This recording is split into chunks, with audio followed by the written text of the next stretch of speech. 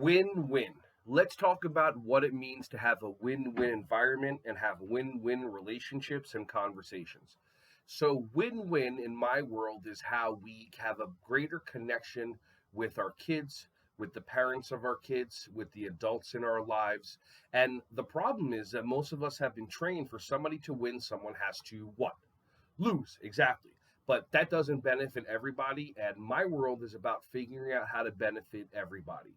For example, win lose is when a child comes up to you with a need or a concern and they say to you, I need this.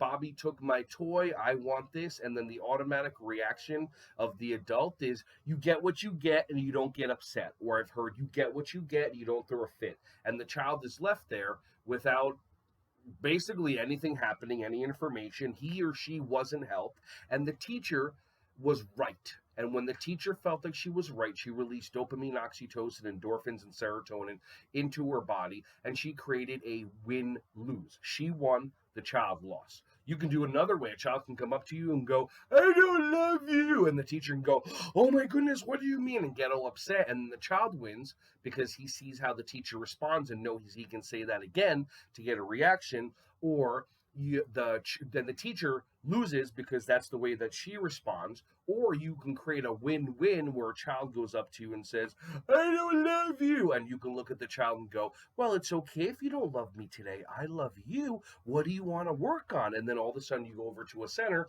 and nothing happens except the child is heard and you still have love for the child and connect with them. So that's choosing to be win-win only if you catch yourself about to say you get what you get and you don't get upset and then go, oh, that's going to create win-lose. So let me choose win-win, which usually starts with taking a breath and then looking at how we can benefit the other person.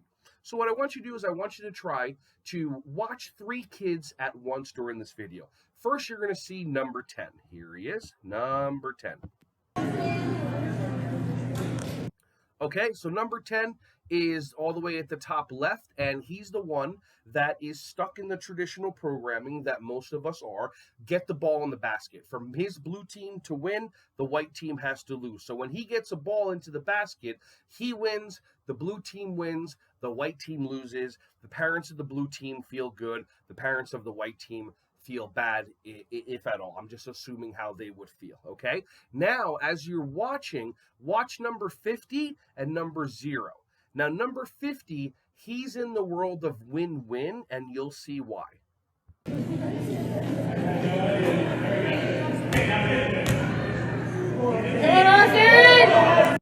Now, number 50 is trying to help number 0 get the ball in the basket. Keep an eye on number 10. The entire time, number 10 sees what happens and what's happening. I'm going to tell you, the first time the little kid doesn't make it, number 0, number 10 could have, if he was outside of the stuck pattern, he could have given the ball to number 0 like number 50 does the second time, but he doesn't. He's stuck in the program, got to get the ball in the hoop. And like I said, there's nothing wrong with it, nothing right with that.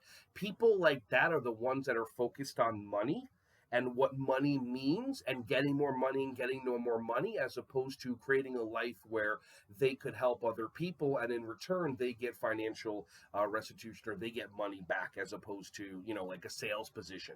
That's win-lose, because usually the salesperson gets the benefit, the other person loses.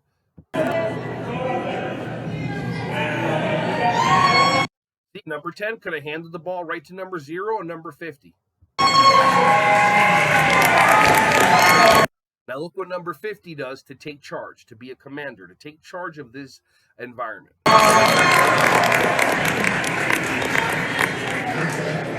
Here we go. Let's give the ball back to number 0. Let's try to create win-win. Same thing. Watch number 10. The second the ball leaves, watch his response. How fast he's stuck in the win-lose mentality.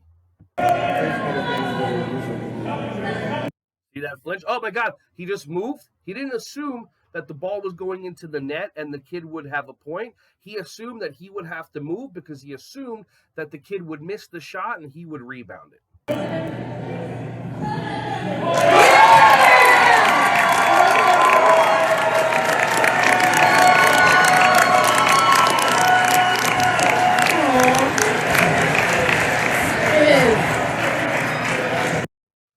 So now, The ball goes into the hoop. The white team cheers, the blue team cheers. The people on both sides of the court cheer.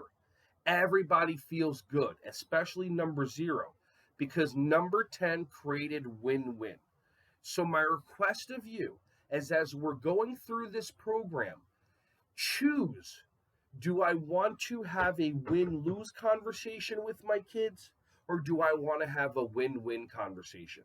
A win-lose conversation is a conversation about you being right, as opposed to letting your child be the way that they are, instead of them being the way that you think they should be.